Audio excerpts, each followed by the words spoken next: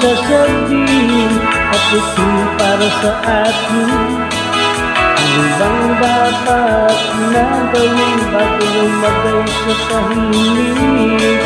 Ang trabaho ang unahin mo bago ka umaga, at ito ang sandigan mo.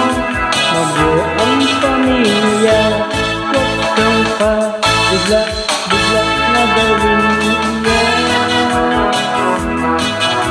Kaya ang paghandaan na kahit nakailan, sapagkat ang pag-ibigan ay kusang marating.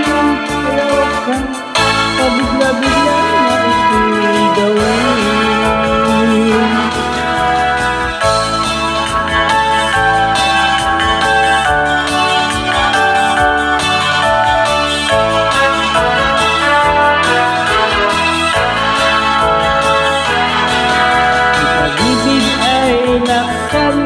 Sa bawat isa sa atin, ang para sa'yo ay ito sa'yo, ay walang makakapigil.